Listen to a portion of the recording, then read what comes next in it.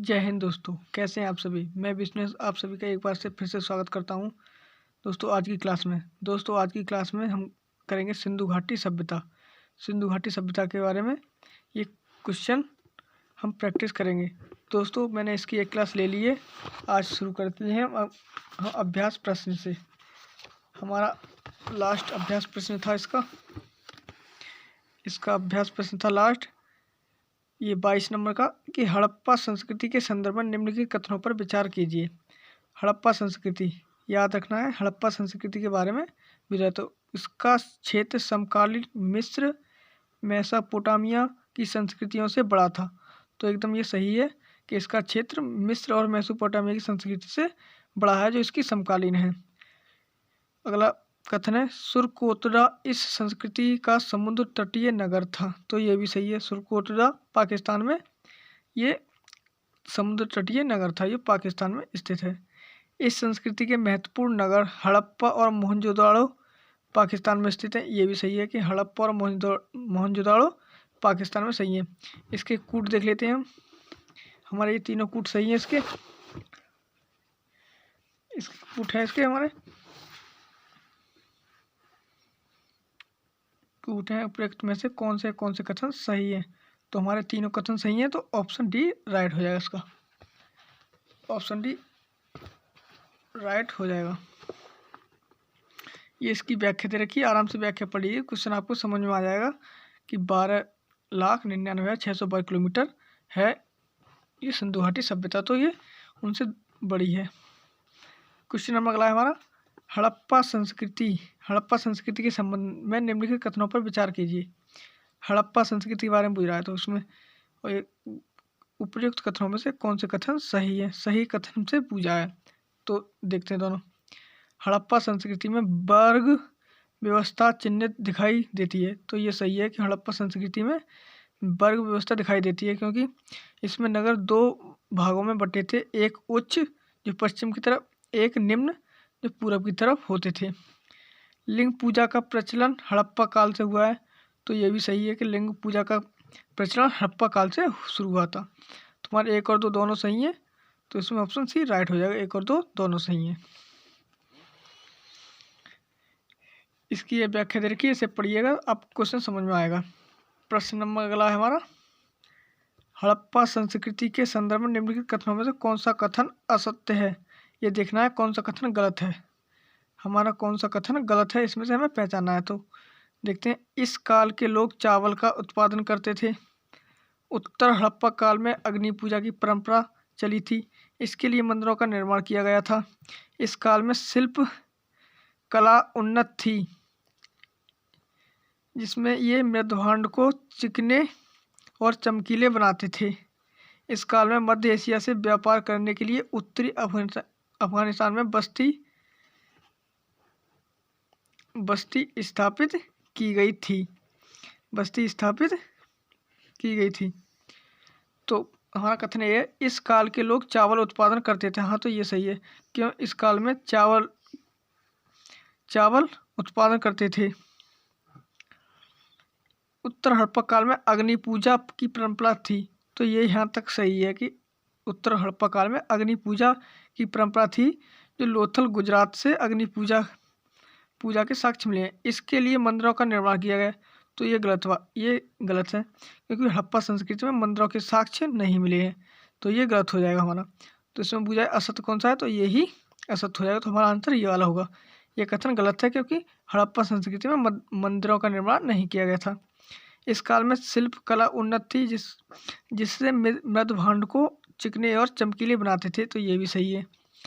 इस काल में मध्य एशिया से व्यापार करने के लिए उत्तरी अफगानिस्तान में बस्ती स्थापित की गई। तो ये भी सही है। तो इसमें हमसे कथन पूछा था कौन सा असत्य है, तो असत्य बी कथन असत्य है। तो यही हमारा आंसर होगा, क्योंकि मंदिरों का निर्माण हड़प्पा संस्कृति में नहीं किया गया था। ये इसकी व्याख्या है, व्याख्या आराम से पढ़ लीजिएगा, आपको क्वेश्चन समझ में आ जाएगा। क्वेश्चन नंबर अगला है हमारा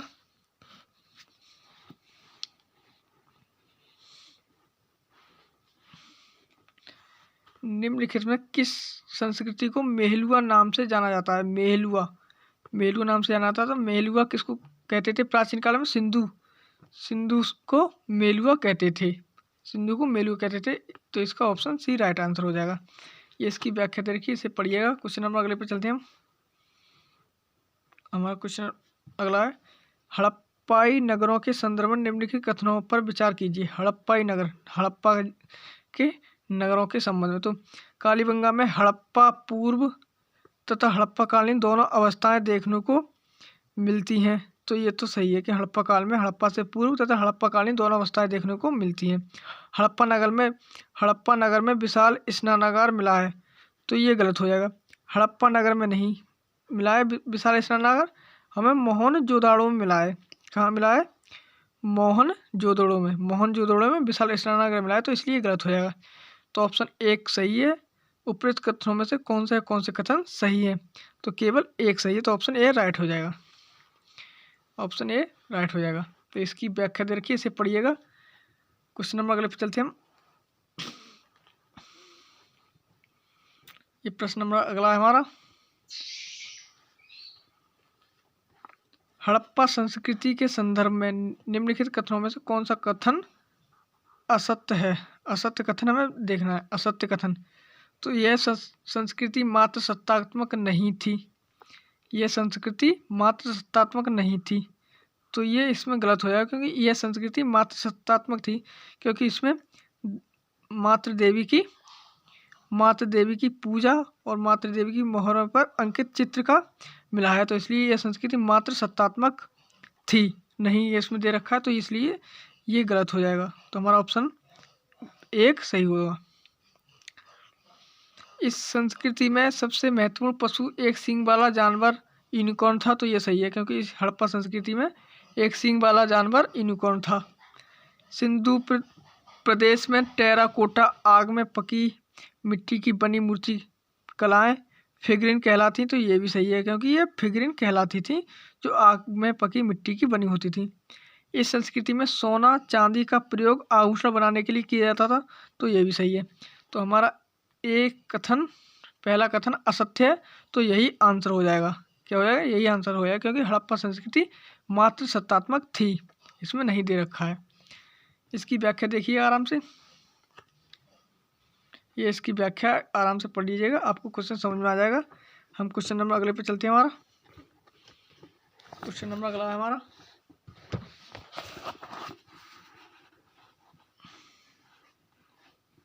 सिंधु घाटी सभ्यता संबंध है कि निम्नलिखित कथनों पर विचार कीजिए। ये 3 कथन दे रखे हैं, इन पर हमें विचार करना है।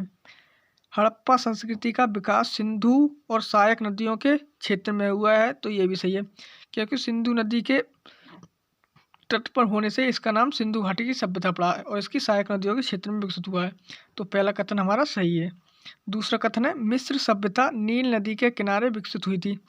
मिस्र की सभ्यता नील नदी के किनारे विकसित हुई थी। तो ये भी सही है, मिस्र की सभ्यता नील नदी के किनारे इजिप्ट में विकसित हुई थी। कथन नंबर 3 है, मेसोपोटामिया सभ्यता दजला फरात नदी के क्षेत्र में विकसित हुई थी। तो ये भी सही है। तो उपरोक्त कथनों में से कौन से सही हैं? सही कथन पूछे तो तीनों सही हैं, तो तीनों सही हैं। तो डी में, ऑप्शन डी में हमारे तीनों सही हैं, तो ऑप्शन डी राइट हो जाएगा। ऑप्शन डी राइट हो जाएगा। ये इसकी व्याख्या दे रखी है, इस व्याख्या को पढ़िएगा, क्वेश्चन आपको समझ में आएगा। चलिए क्वेश्चन नंबर अगले पे चलते हैं हम। क्वेश्चन नंबर अगला है, उत्तर हड़प्पा संस्कृति। ये देखना कि उत्तर हड़प्पा संस्कृति के संदर्भ में निम्नलिखित कथनों पर विचार कीजिए। उत्तर हड़प्पा संस्कृति के संदर्भ में हमसे बात कर रहा है। तो कथन इसमें 2 दे रखे हैं और उसमें बुझा है उपरोक्त कथनों में कौन से कथन सही हैं। इसे गौर से देखना है हमें कि कौन से सही कथन बूझे हैं। इस संस्कृति में शैलीगत एक रूपता समाप्त हो गई और शैली में भारी विविधता आ गई। इस संस्कृति में शैलीगत एक रूपता समाप्त हो गई और शैलीगत में भारी विविधता आ गई। तो ये कथन सही है बिल्कुल हमारा। इस संस्कृति में पत्थर और तांबे के औजारों का उपयोग किया जाता था। इस संस्कृति में पत्थर और तांबे के औजारों का उपयोग किया जाता था। तो ये भी सही है, क्योंकि ये ताम्र पाषाणिक है हड़प्पा संस्कृति ये ताम्र पाषाणिक है, इसलिए दोनों कथन हमारे सही हो जाएंगे। तो दोनों कथन ऑप्शन सी में दे रखे, तो ऑप्शन सी राइट हो जाएगा। ये इसकी व्याख्या है, व्याख्या आराम से पढ़ लीजिएगा। क्वेश्चन नंबर अगला है हमारा 30वें नंबर का।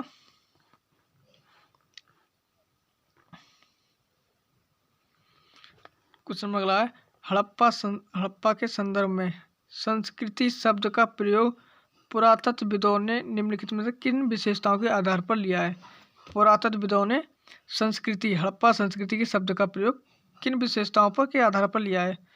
तो वस्तु की विशिष्ट शैली, ये भी सही है, क्योंकि हड़प्पा सभ्यता में वस्तुओं की विशेष शैली थी। एक विशेष भौगोलिक क्षेत्र से संबद्ध था, ये भी सही है, क्योंकि विशेष भौगोलिक क्षेत्र यानी कि सिंधु घाटी, सिंधु नदी और उसकी सहायक नदियों के बीच में था, इसलिए विशेष कालखंड से संबंध होना, ये भी सही है।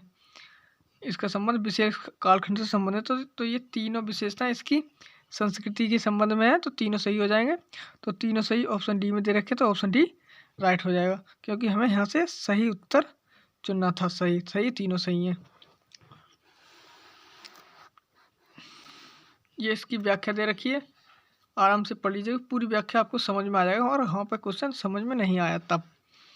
क्वेश्चन नंबर अगला है, हड़प्पा काल निर्धारण के संबंध में निम्नलिखित कथनों पर विचार में कौन सी स्थिति सामान्यतः पुरातत्वविद सहमत हैं। हड़प्पा काल के निर्धारण में, तो हड़प्पा काल के निर्धारण में आपको पता है कि ये 2600 से 1900 ईसा पूर्व के मध्य, 2600 से 1900 ईसा पूर्व के मध्य ज़्यादा इसमें पुरातत्वविद सहमत हैं, तो ऑप्शन बी राइट हो जाएगा।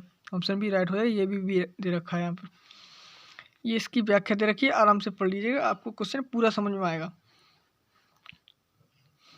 क्वेश्चन नंबर अगला है हमारा, हड़प्पा संस्कृति के विस्तार के संदर्भ में चोलिस्तान शब्द का प्रयोग किस क्षेत्र के लिए किया जाता है। तो चोलिस्तान शब्द का प्रयोग किस क्षेत्र के लिए किया जाता है।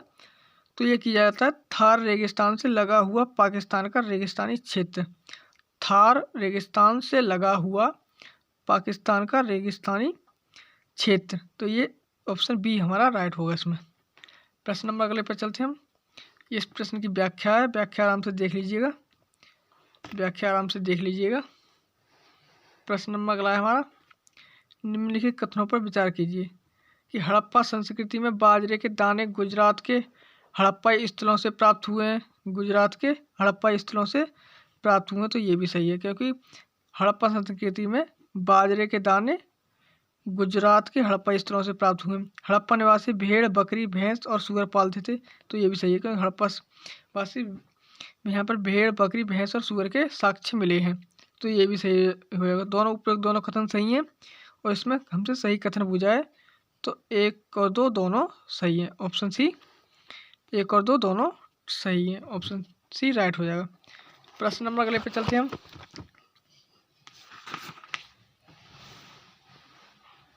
प्रश्न नंबर अगला है हमारा, ये इसकी व्याख्या दे रखी है, पिछले वाले प्रश्न की हमारी व्याख्या दे रखी है, आराम से व्याख्या पढ़िएगा। आपसे पूरी व्याख्या आपको दिख रही होगी, आराम से व्याख्या पढ़ लीजिएगा इसकी, आपको प्रश्न समझ में आएगा अच्छे से।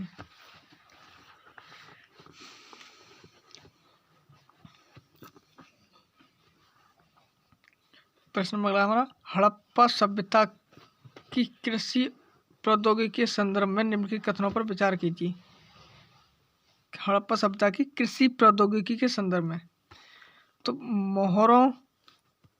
मोहरों पर वृषभ का रेखांकन तथा प्राप्त मृमूर्तियों से पता चलता है कि हड़प्पा निवासी खेत जोतने के लिए बैलों का प्रयोग करते थे, तो ये सही बात है, क्योंकि यहाँ पर हल के प्रमाण मिले हैं और बैलों के प्रमाण मिले हैं, तो इसलिए ये कथन सही हो जाएगा। लोथल से मिट्टी से बने हल्के प्रतिरूप की प्राप्ति हुई है, तो ये गलत हो जाएगा, क्योंकि लोथल से नहीं मिट्टी के बने हल्का प्रतिरूप बनावली से मिला है। कहाँ से?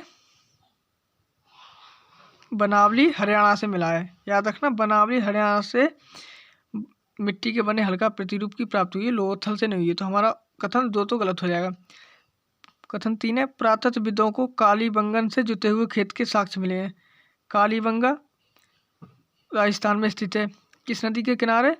तो ये घग्गर नदी के किनारे, राजस्थान के गंगानगर में घग्गर नदी के किनारे स्थित है, जहाँ से जुते हुए खेत के साक्ष्य मिले, तो ये भी सही हो जाएगा। 1 और 3 सही है, तो उपयुक्त में से कथनों में से कौन से कथन सही है? तो केवल 1 और 3 सही है, तो ऑप्शन सी राइट हो जाएगा। ये इसकी व्याख्या दे रखी है, पूरी व्याख्या को आराम से पढ़ लीजिएगा। क्वेश्चन नंबर अगला है हमारा गणेश्वर जोधपुरा संस्कृति किस हड़प्पाई स्थल की सूचक है? गणेश्वर जोधपुरा संस्कृति, तो ये हमारी ये गणेश्वर जोधपुरा संस्कृति खेतड़ी से संबंधित है। किससे संबंधित है? खेतड़ी स्थल की सूचक है। तो ऑप्शन ए राइट हो जाएगा इसमें। ये इसकी व्याख्या दे रखी है, आराम से व्याख्या पढ़ लीजिएगा अगर आपको ऊपर क्वेश्चन समझ में नहीं आया है। क्वेश्चन नंबर अगला है हमारा, सुमेलित कीजिए, निम्नलिखित को सुमेलित कीजिए। तो नागेश्वर तथा बालाकोट ये हड़प्पा स्थल है। कच्चा माल कहाँ से होते? तो नागेश्वर तथा बालाकोट ये कहाँ, यहाँ से हमें शंख प्राप्त होते थे। क्या होते थे? शंख, कच्चा माल शंख प्राप्त होता था। सोरतुघई से हमें क्या प्राप्त होता था? सोरतुघई से हमें लाजवर्द प्राप्त होता था। लोथल से हमें सेल खड़ी प्राप्त होता था। क्या प्राप्त होता था? सेल खड़ी नहीं, लोथल से हमें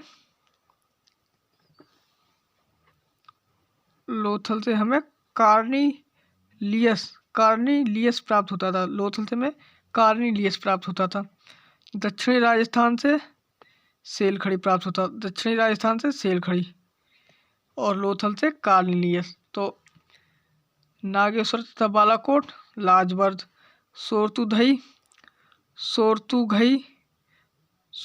लाजवर्द, नागेश्वर तथा बालाकोट शंख, लोथल कार्निलियस, दक्षिणी राजस्थान से सेल खड़ी प्राप्त होता था। तो इसमें क्या हो जाएगा?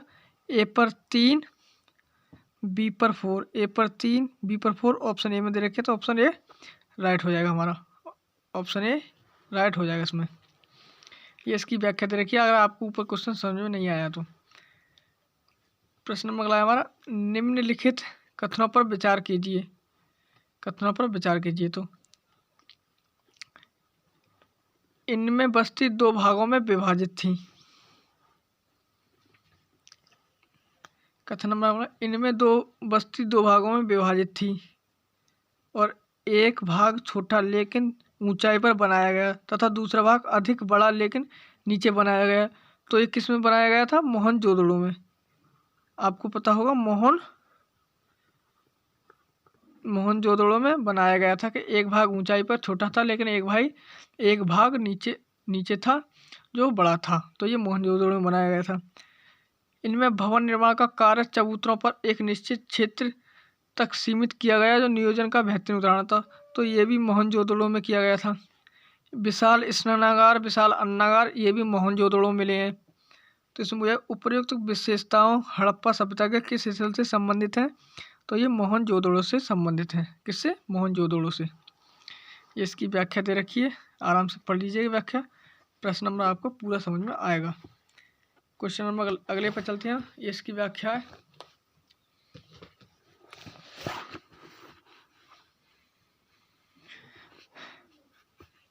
प्रश्न हमारा, निम्नलिखित कथनों पर विचार कीजिए।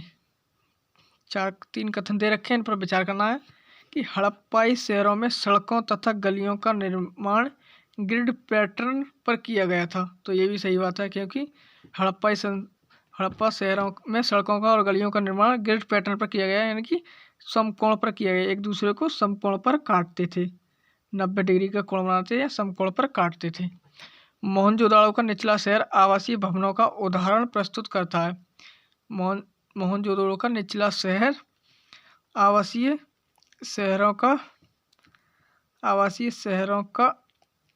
आवासीय भवनों का उदाहरण प्रस्तुत करता है। तो ये भी सही बात है कि मोहनजोदड़ो में निचले शहर आवासीय भवन बने होते थे और ऊंचाई पर भी भवन बने होते थे। हड़प्पाई भवनों की मुख्य विशेषता यह थी कि मुख्य द्वार से भवन के आंतरिक भाग यानी कि आंगन का सीधा अवलोकन किया जा सकता।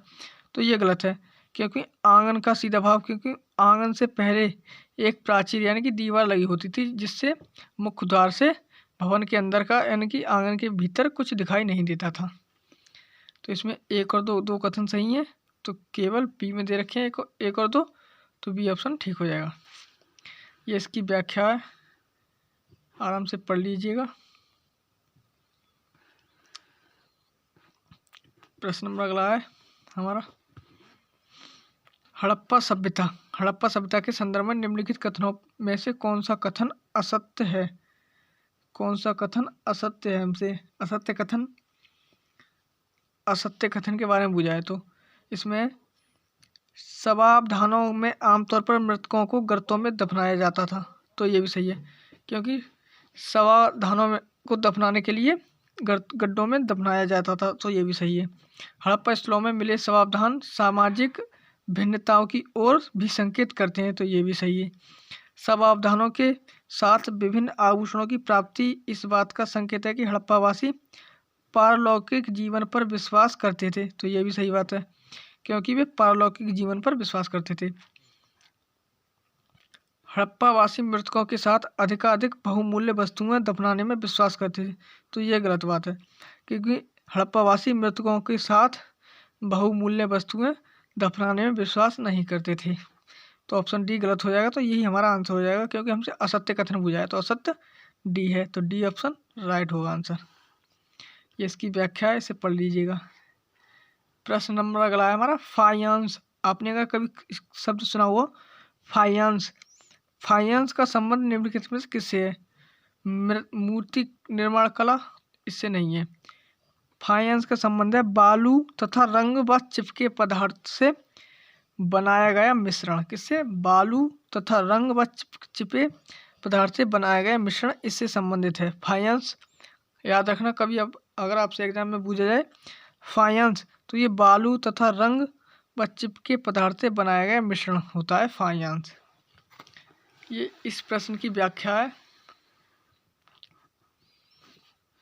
व्याख्या आराम से पढ़ लीजिएगा अगर व्याख्या। प्रश्न नंबर अगला देखते हैं हम। हड़प्पा सभ्यता में शिल्प उत्पादन के संदर्भ में निम्नलिखित कथनों पर विचार कीजिए। शिल्प उत्पादन, तो कार्निलियन आपको पिछले प्रश्न में बताया, कार्निलियन हमें लोथल से प्राप्त हुई है। लाल रंग का पत्थर तथा जिसका प्रयोग मनकों के निर्माण में किया जाता था, ये भी सही बात है, क्योंकि ये लाल रंग का था जिसका प्रयोग मनकों के निर्माण में किया जाता था। कार्निलियस हमें लोथल से मिला था।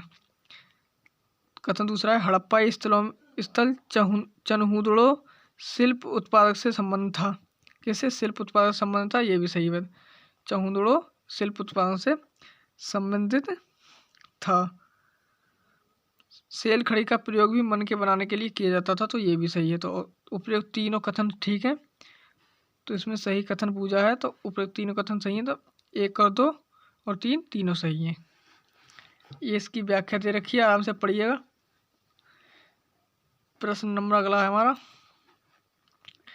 निम्नलिखित में से कौन से क्षेत्र शंख निर्मित वस्तुओं के निर्माण के प्रमुख केंद्र थे? शंख निर्मित वस्तुओं के निर्माण के प्रमुख केंद्र कौन से थे? तो नागेश्वर तथा बालाकोट। नागेश्वर गुजरात में, बालाकोट पाकिस्तान में, जो समुद्री बस्ती है, इस शंख निर्माण के लिए प्रमुख बस्ती थी। तो आज की क्लास यहीं तक है, मिलते हैं अगली क्लास में। जय हिंद।